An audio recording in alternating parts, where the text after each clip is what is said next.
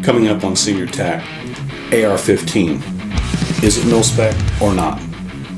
Stand by.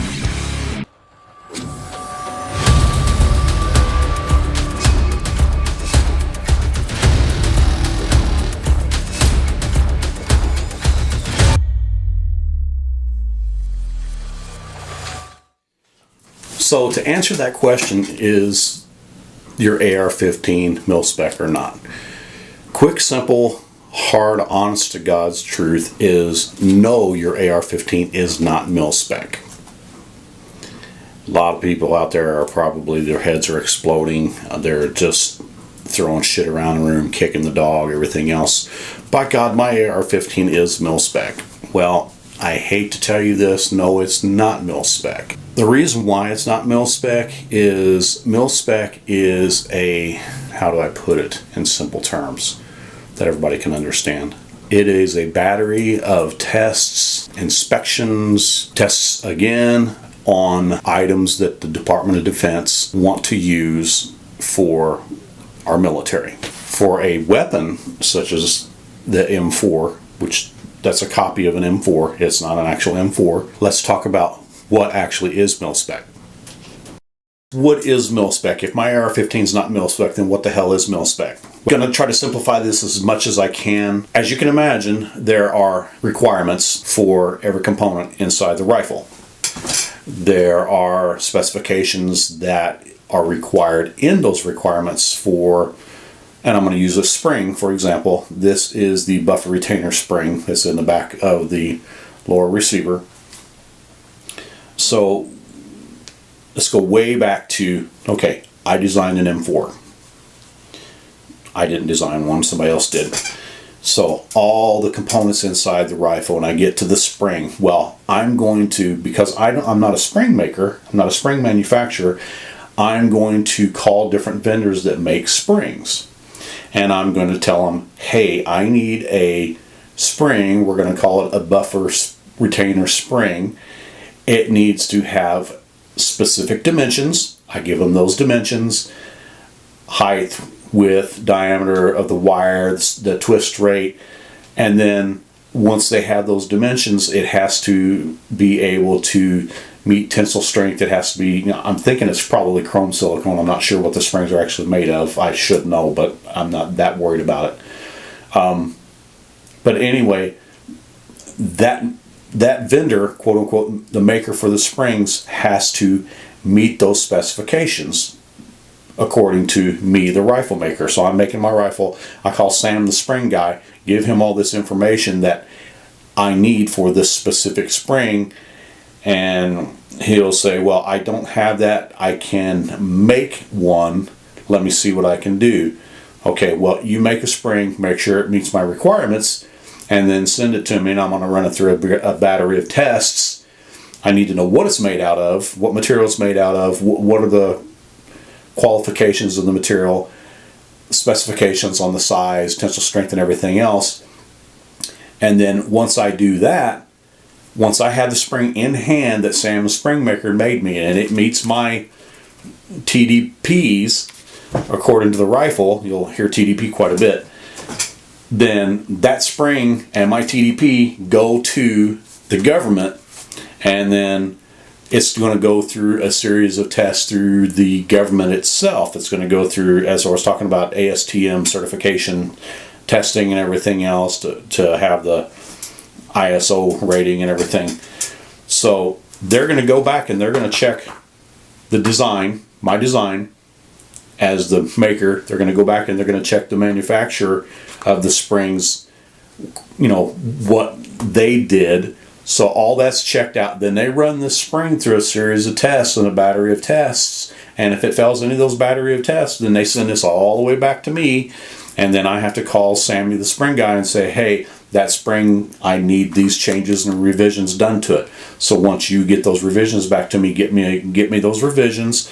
I'll send them up, make sure it's good to go, and send me, after they reply and they say they're good with those revisions, then we're going to resubmit a sample to the government. They're going to check that sample out, and they'll sample they'll check every single one. So if you can imagine the amount of hours, man hours, just in the spring itself, Multiply that by every component that's in the rifle. That's mil-spec. That TDM, they have a copy of the TDM from me. If I was a manufacturer, we'll just say COLT for this. So on COLT, I submitted the TDM, which would look more probably like an encyclopedia of all the component that's in this weapon, and then every component's going to have an individual section TDM, i.e. the spring or the spring retainer that goes up in there, and they're going to run all those tests on every single one of those parts. Okay, so each individual part gets the shit beat out of it. It gets approved. And they say, okay, we're good to go. Everything's good to go. So they take the rifles, because I send them rifles off. I'm not going to send them a bunch of parts. That's not a complete rifle. They're going to take that rifle, and then they're going to run each and every single section through a series of tests of the rifle itself. Like on the lower receiver, there's a 108-point check that they do on just the lower receiver alone. I don't know that there's 108 sections of the lower receiver that you could actually check. But of course, I don't have the actual TDMs for it. So as you can tell and you can surmise, mil-spec is a shit ton of tests, a shit ton of revisions before it's actually approved. Once they approve off and they sign off on it, then they run through a battery of tests. Then they run the gun or the rifle out onto the test fire range, and they test fire thousands of rounds. For the M4, it's 6,000 rounds, and they initially check the bolt after 2,400 rounds. The M16, 6,000 rounds, and they check the bolt after 6,000 rounds, not 16. And if there was no problems with them, then they signed off on them and they got them. But if there was one problem during that time frame, they would reject the entire lot and they would send it back, and COLT had to resubmit change and make sure the change was corrected before they would allow it to go farther into the testing. So if you can imagine, you have to know everything it's made from, what materials it's made from, actually how it's manufactured. That's part of the TDM too. There's a lot of things in the TDM we don't know about as civilians because they want to know how it's manufactured. So another example, here we go. We'll talk about the lower receiver. So the lower receiver is 7075 T6. That's military specifications. That's what they said. So COLT got that, and they're like, hey, we want these rifles to have lower receivers made out of 7075 T6. Right off the bat, that's military specifications. They have to meet that.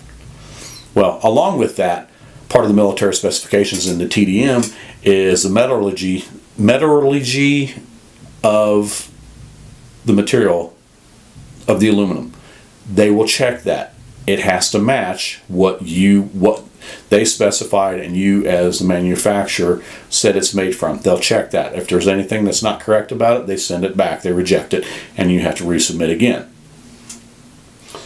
The coating that's on the rifle itself, the upper and lower, it's type 3 hard anodizing black.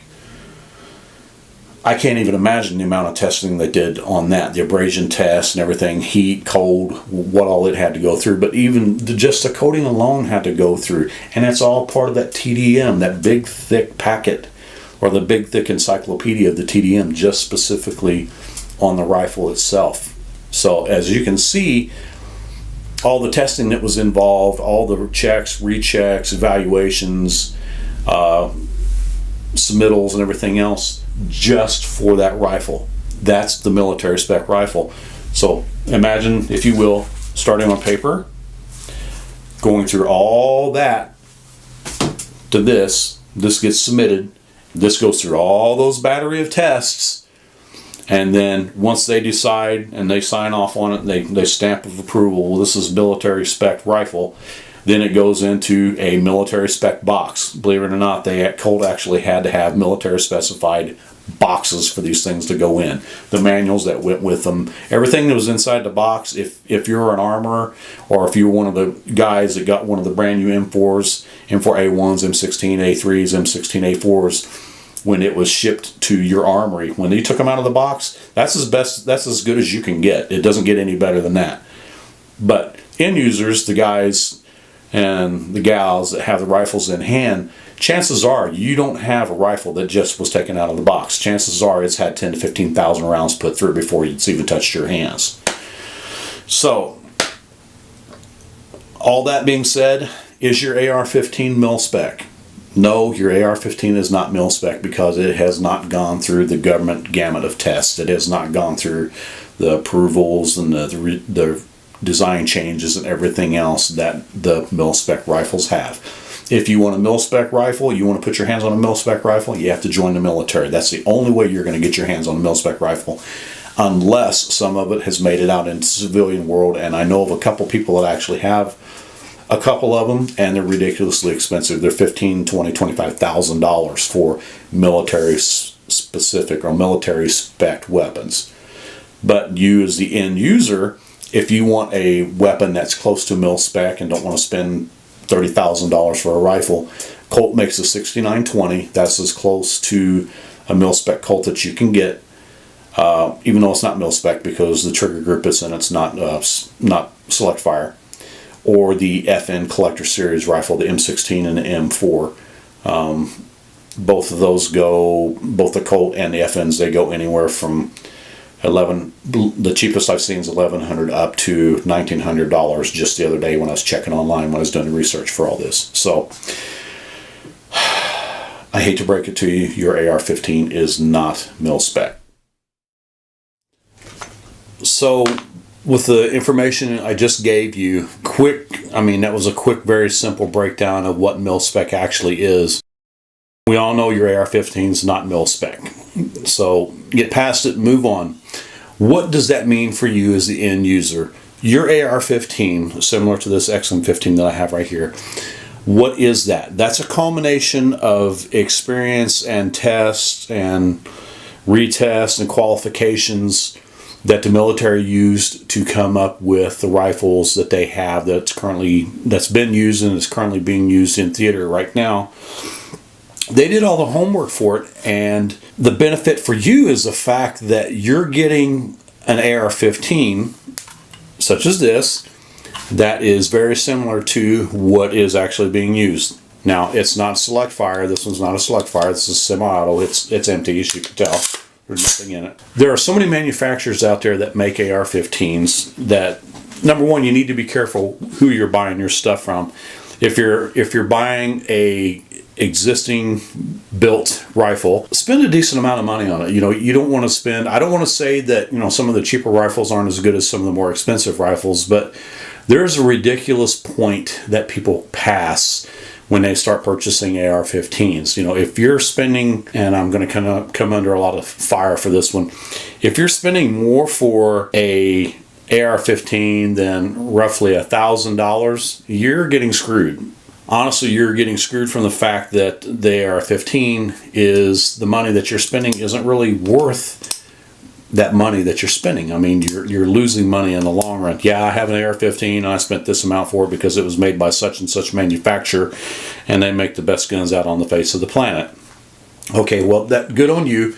If you want to spend that money for that, it's all personal preference. It's all subjective to your opinion and everything else. The fact that all the tests and everything has been done on the mil-spec rifles, a lot of the manufacturers, they are copying. Now, let me say that again. They are copying what is mil-spec to create the rifle that you are getting as an end user.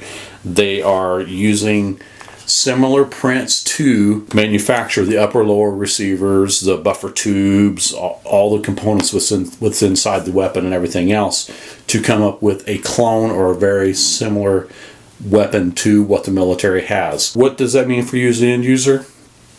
Hopefully you're getting good quality products, and I put all that back on the manufacturers. If they're getting the upper and lower receivers that the forged receivers, and they do the machining on it, and they don't follow the military specifications and the designs, then shame on them, because the interchangeability between this rifle and any of the other rifles I have, it should be 100%. I should be able to take this upper receiver off here and drop this on any of my other lower receivers and not have an issue. If there's an issue, there's a problem. There's a problem between the manufacturing. That being said, there's a lot of manufacturers that cut corners, and use the end user and the consumer need to be careful who you're purchasing your components and parts through. But just be careful who you're buying your stuff through. Don't spend ridiculous amounts of money on stuff. The old saying, you get what you pay for, it kind of goes in hand with that. You really do get what you pay for. If you're buying cheap components and cheap parts, then you're probably going to have a cheap component, cheap part rifle that's not going to function and service you for what you're trying to do for a very long period of time.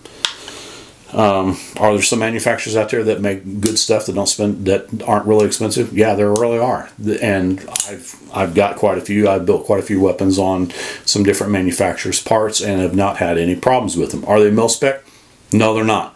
Are they close to mil-spec? Yeah, they're pretty freaking close.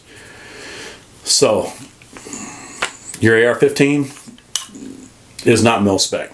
Sorry about that. Sorry to break your heart. If you have any questions or anything, have any comments, hit the comment section below. Hit the like and subscribe button. Subscribe to the channel, obviously. Hit the bell icon for notifications for new videos. And look forward to some new videos coming out. I'm going to do a video pretty soon on the bolt carrier group differences. I did one on the trigger and I didn't do one on the bolt carrier group differences, and that'll definitely help if you're going to build your own rifle. And if you're purchasing a rifle, things you should be looking for. So I'll help you with that. Anyway, this is Seniortac. Thanks for tuning in. Again, hit like and subscribe, hit the bell icon. God bless you. God bless all the men and women in uniform. God bless our country. And that's it. I can't think of anything else.